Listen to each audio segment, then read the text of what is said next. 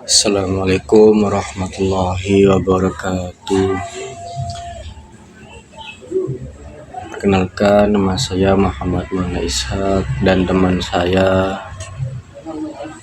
Muhammad Hasan Mubarak. Saya dari Fakultas Syariah Unzah Genggong. Di sini saya untuk memenuhi tugas dari Bu Nina. Bismillahirrahmanirrahim. Yaitu di sini judulnya tentang kedudukan nafkah istri dalam perspektif hukum keluarga Islam dan perundang-undangan Indonesia.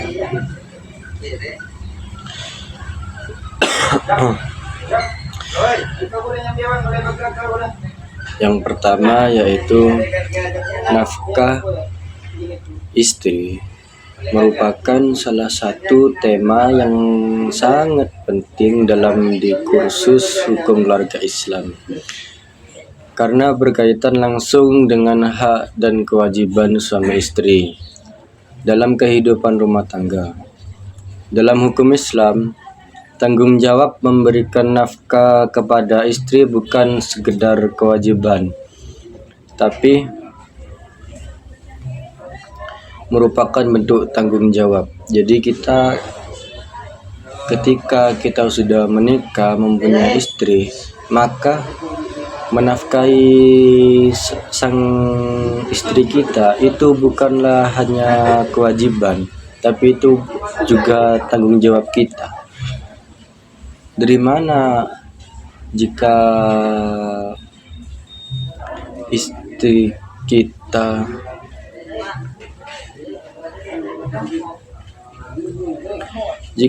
kita tidak dari kita, dari mana lagi, ya kan?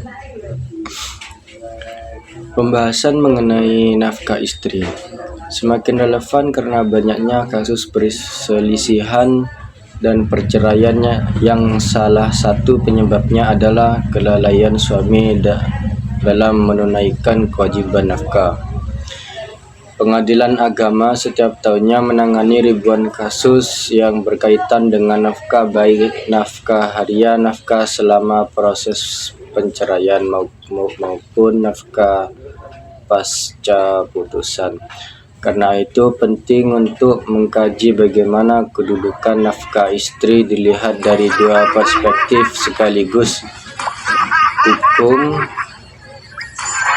keluarga Islam dan perundang-undangan Indonesia.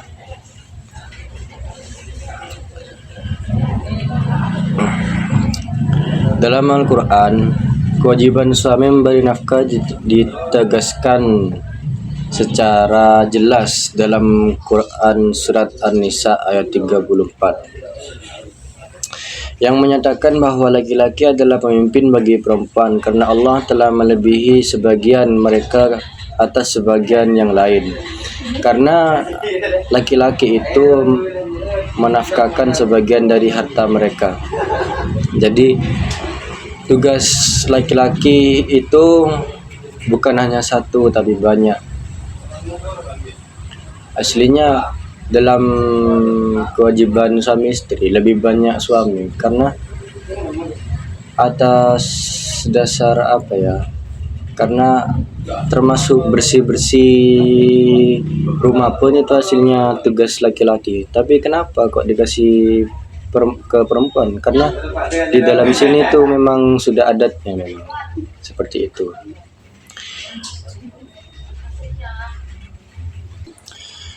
Dan lanjutannya, dalam madhab Syafi'i sangat menekankan bahwa nafkah wajib diberikan begitu akad nikah sah, meskipun istri masih tinggal di rumah orang tuanya, asalkan ia bersedia untuk tinggal bersama suami, maka hak nafkah itu sudah berlaku dari situ.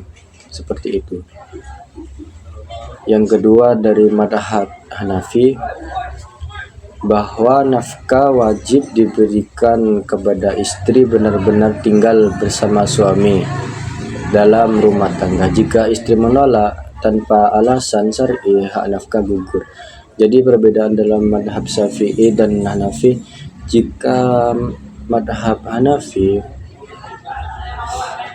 tadi itu jika sang istri itu tinggal bersama dengan suami. Jika madhab Syafi'i, meskipun sang suami itu tinggal bersama istri atau tidak, tetap itu haknya suami, begitu. Dan ketiga ada madhab Maliki, memperluas pemahaman nafkah mencakup jamuan, hadiah, dan hal-hal yang menunjukkan kasih sayang dari suami. Yang keempat, madhab Hambali, menganggap nafkah sebagai kewajiban yang dapat dipaksakan oleh hakim. Jika suami menolak memberi nafkah, hakim boleh memaksa atau memisahkan pernikahan. Jadi dalam madhab Hambali, jika sang suami itu tidak memberikan nafkah kepada sang istri, maka boleh sang istri itu meminta untuk cerai, seperti itu. Macam-macam nafkah menurut fikih. Nafkah istri dalam fikih mencakup beberapa bentuk. Yang pertama, nafkah makanan, yaitu pangan suami, kemampuan suami. Nafkah pakaian. Yang ketiga, tempat tinggal. Yang keempat, kebutuhan kesehatan. Yang kelima, pelayanan pendampingan rumah tangga. Nafkah juga harus diberikan secara ma'ruf, yaitu layak, wajar, dan sesuai konteks sosial ekonomi. Jadi ketika kita memang sudah waktunya untuk menikah, jangan dibuat main-main, karena pernikahan ini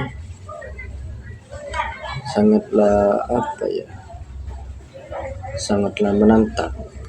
Pernikahan itu, karena pernikahan itu bukan main-main.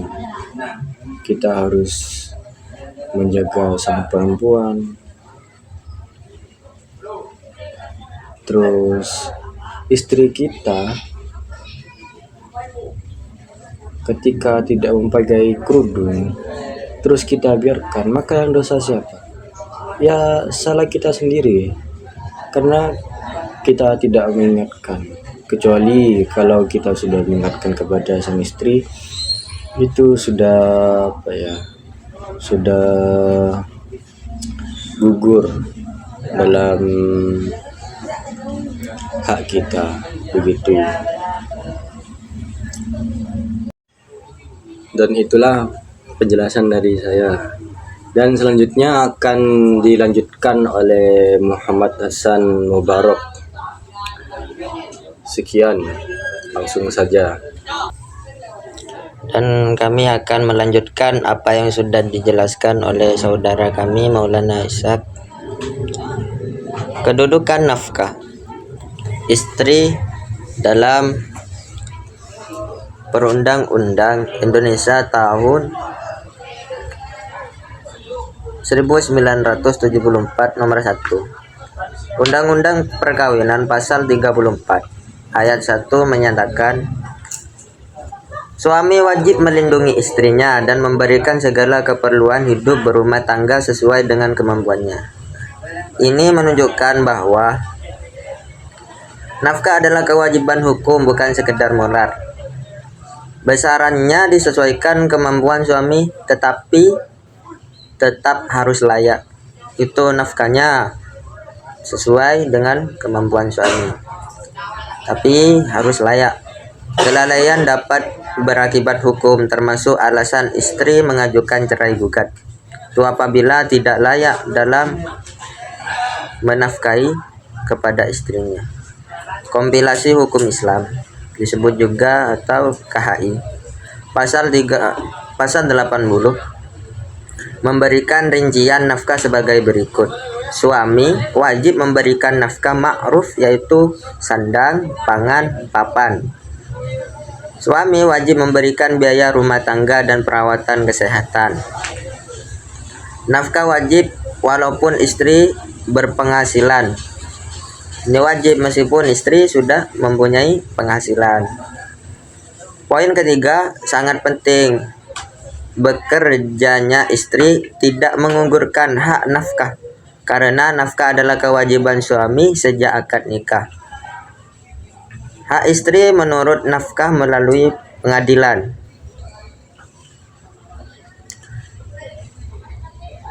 Hak istri menurut nafkah melalui pengadilan. Jika suami lalai,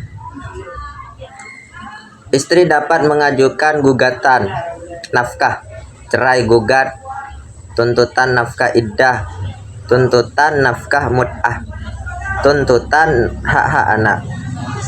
Pengadilan agama kemudian menentukan besaran nafkah dengan mempertimbangkan kemampuan suami, kebutuhan istri, dan kelayakan hidup. Praktek pengadilan agama terkait nafkah istri. Dalam praktek pengadilan, banyak putusan yang menegaskan bahwa suami tetap wajib menafkahi meskipun istri bekerja. Hakim berpendapat bahwa nafkah adalah kewajiban syar'i dan hukum positif. Suami yang menelantarkan istri dapat divonis nuzus oleh pengadilan. Penelantaran nafkah menjadi alasan kuat cerai gugat. Besaran nafkah ditentukan berdasarkan kondisi ekonomi modern. Hakim menggunakan prinsip hak ma'ruf dan kebutuhan aktual. Hakim dapat memaksa pembayaran nafkah melalui sita harta.